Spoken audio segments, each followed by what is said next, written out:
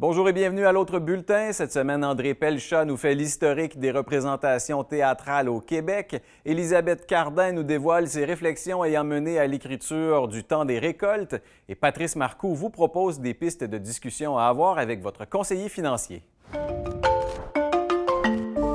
Bonsoir, mesdames et messieurs, et bienvenue à ma nouvelle petite chronique cette semaine. On parle beaucoup ces temps-ci de la réouverture des salles de spectacle, alors j'ai décidé de parler un peu de théâtre. La première pièce de théâtre jouée au Canada, c'était le Théâtre de Neptune en la Nouvelle-France. Une pièce écrite par Marc Lescarbot, c'était en 1606 et c'était pour recevoir Samuel de Champlain qui était de retour en Acadie, c'est là que ça se passait. Et on a créé une pièce avec un peu de couleur locale. On a même instauré quelques mots en micmac. Ça s'est joué en partie sur des bateaux. C'était très innovateur en ce sens-là. Mais c'est resté un exemple unique jusqu'en 1646, donc 40 ans plus tard, on a joué le Cid de Corneille à Québec dans le magasin de la Compagnie des Sans Associés. On parle bien sûr à cette époque-là de troupes d'amateurs qui s'improvisaient pour monter un spectacle pour passer le temps, sans doute durant nos longs hivers. Et bien sûr, il y a eu l'affaire Tartuffe, alors pièce de Molière, très mal vu par le clergé parce qu'on y dénonçait l'hypocrisie d'un faux bigot. Le gouverneur Frontenac, enthousiaste pour sa part, décide de la faire jouer. Là, il rencontre l'opposition de l'évêque Monseigneur de Saint-Vallier, qui va finalement payer un pot de vin au gouverneur Frontenac pour empêcher que la pièce se joue. Puis c'est l'évêque qui va se couvrir de ridicule dans l'affaire, mais la pièce ne sera pas jouée. Ensuite, ça va être très long avant qu'on revoie du théâtre. D'abord, l'Église est en général, à cette époque-là, très opposée au théâtre. Et c'est finalement, après la conquête anglaise, il y a un certain développement qui se fait. Les villes sont plus grandes. Québec a 20 000 habitants vers 1780. Montréal, 14 000. Alors, on voit d'abord apparaître le théâtre en anglais, le Thespian Theatre à Québec, en haut d'une taverne, et puis en français, à partir de 1783, et puis en français, Joseph Quesnel fonde le Théâtre de Société en novembre 1789 et va s'attirer la condamnation d'un curé de Montréal parce qu'on y a invité les dames à venir sans chapeau ni autre coiffure, parce que les chapeaux de l'époque empêchaient les gens assis en arrière de voir.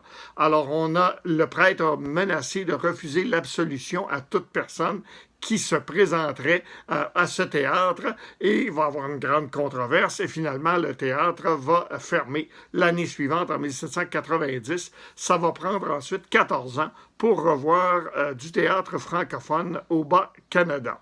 Et finalement, à Montréal, en 1825, on va ouvrir le Théâtre Royal. Et puis, à Québec aussi, il va avoir le Circus Theatre, le Royal Circus, qui va être rebaptisé Théâtre Royal. Et ça va donner un élan à la production dramatique en français, de même qu'en anglais. On va toujours affronter seulement l'opposition du clergé, ce qui va être particulièrement vigoureuse chez les francophones catholiques. Dans les années 1890, seulement 15% de l'activité théâtrale à Montréal se passait en français. C'est finalement dans les années 1930 que le théâtre québécois va sortir francophone, va sortir de la préhistoire, grâce entre autres au père Paul-Émile Legault, qui va former en 1937-1938 une petite troupe d'amateurs, les Compagnons de Saint-Laurent, dont vont sortir beaucoup de grands talents, des acteurs qui vont devenir des vedettes éventuellement, de la télévision même, et bien sûr du théâtre, et éventuellement même du cinéma pour certains, au Québec. Alors c'était la fin de la guerre entre l'Église et le théâtre, même s'il y a encore eu des petites escarmouches après. Alors ça termine cette petite histoire. Si vous allez à un spectacle, bon spectacle. Ici André Pelchat, bonsoir. Élisabeth Cardin, bonjour. Salut. Alors, tu viens tout juste de publier Le Temps des récoltes. Est-ce que c'est ton premier ouvrage que tu publies? Non, c'est le deuxième dans un très court laps de temps. Donc, j'ai publié un livre en mars que j'ai coécrit avec Michel Lambert, qui est un historien de la cuisine familiale du Québec. Donc, le livre s'appelle l'érable et la perdrix. Donc, on fait le portrait de l'histoire culinaire du Québec à travers 20 aliments. Fait que ça, c'était le premier. C'est une grosse affaire qui m'a pris 4 ans. Puis, tout après, j'ai eu l'opportunité d'écrire l'essai, donc le temps des récoltes. Fait que c'est sensiblement le même sujet, mais traité différemment. Ouais. Fait que ça va vite. Oui, tu le mentionnes, donc le temps des récoltes est plus sous forme d'essai. Donc, comment est-ce que tu abordes justement le sujet de l'industrie alimentaire? C'est un essai très personnel, je te dirais. Le cheminement, tu sais, c'est des courts livres dans la collection documents d'Atelier 10. T'as comme pas beaucoup de temps pour aller direct au cœur des gens puis d'être cohérent dans ce que tu amènes. Fait qu'on a décidé de prendre un filon qui est très personnel, en fait, qui est un appel à revoir notre manière de manger, d'occuper le territoire, puis notre sensibilité au monde, en fait, tout simplement.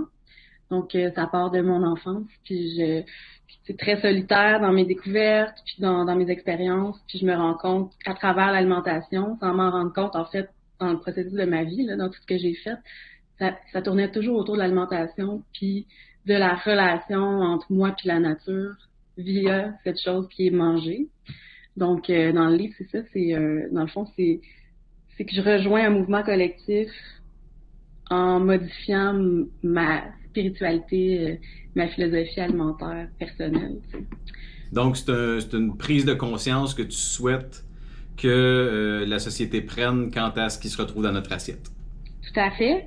Puis, pas du jour au lendemain, là, tu sais, je suis consciente que c'est pas accessible tout de suite pour tout le monde, mais je pense que si on s'y met, surtout, tu sais, au niveau les restaurants qui sont quand même des institutions qui sont capables de faire changer les mentalités gastronomiques, puis aussi, tu sais, au niveau de l'enseignement aux enfants, fait que la manière d'enseigner cette relation primordiale qu'on devrait entretenir avec la nature, tu sais, puis de dire aux enfants, c'est toute cause environnementale est louable, puis on n'a pas besoin de déplacer là, des montagnes, on peut juste mieux manger, tu sais. Puis je pense que le changement va se faire vraiment facilement sur 50 ans peut-être, là. Si on commence tout de suite à dire à nos enfants que ce qui est valorisant dans la vie, c'est pas nécessairement faire de l'argent. Ce qui est valorisant dans la vie, c'est prendre soin de la vie, tu sais. Et puis, pour avoir accès à ton ouvrage, donc il est tout le temps disponible en format papier qu'en format virtuel, où est-ce qu'on peut le trouver? Sur le site d'Atelier 10, vous pouvez commander les 2 versions. Sinon, j'ai vu qu'il était sorti en librairie un peu partout. Donc, ouais. Mais oui, c'est ça, Atelier 10, version papier, livré chez vous. C'est comme vraiment pas cher en plus. Puis ça se lit super vite. Je l'ai relu. Tu l'as relu? Bon, tu l'as écrit, puis après ça, tu l'as relu. Pas pareil, avec des pages en papier, ça donne un autre vibe. Fait que moi, j'ai bien aimé ça. Tant mieux. Parfait. Ben, Elisabeth, merci beaucoup. Ça fait plaisir. Bonjour tout le monde! Aujourd'hui, j'avais l'intention de vous parler de thèmes que j'aimerais que vous ameniez comme discussion avec votre conseiller ou votre conseillère pour vos placements. Le premier thème que j'aimerais que vous abordiez, c'est la faiblesse des taux d'intérêt. Comment est-ce que ça impacte vos rendements dans votre revenu fixe, vos obligations et les CPG aussi, si vous avez des certificats de placement garanti ou des épargnes à terme? Quelles seraient les alternatives que vous pourriez avoir pour tous ces produits-là? Vous le savez, il y a des fonds et des stratégies alternatives qui investissent sur les devises, des positions longues et courtes sur les mêmes secteurs, des choses comme ça. Donc, les solutions, elles existent et ayez cette discussion-là avec la personne qui s'occupe de vos avoirs. Parlez aussi des placements de type valeur versus les placements de type croissance. Par placement de type valeur, on entend les grandes banques, donc les services financiers et d'assurance, les services aux collectivités, l'énergie, les matériaux de base. Par action de type croissance, là, on parle plutôt de technologie, de recherche et développement, d'innovation, domaine de la santé, les biotechnologies, tout ça. Donc, vraiment des actions plus axées là, vraiment sur l'innovation et la croissance. Depuis la crise financière de 2008, c'est vraiment les actions de croissance qui ont bien performé au détriment de ceux de valeur qui ont traîné de la patte un petit peu.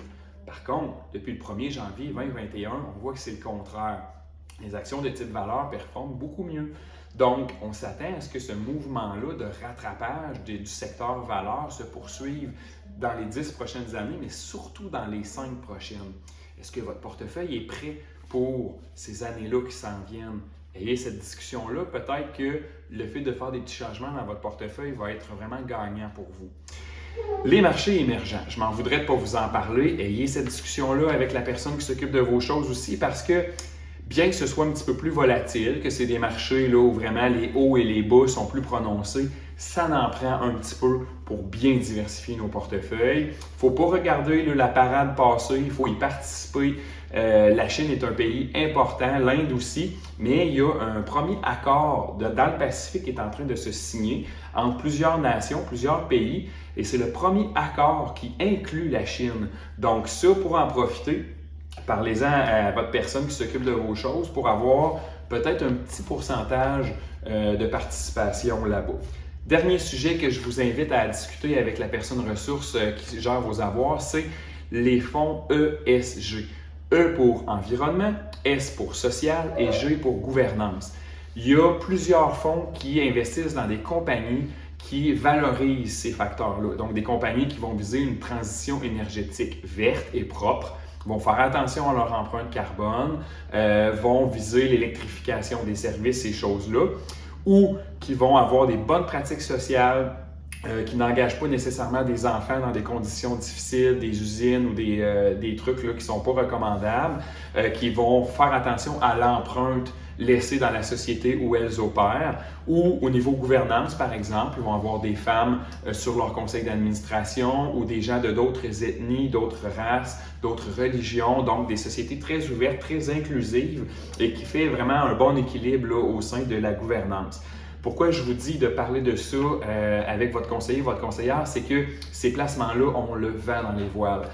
Toutes les nations mettent des sous là, dans ça. Le Canada n'y fait pas exception. Les États-Unis et la Chine sont partis dans une guerre de qui n'allait pas devenir le plus vert possible.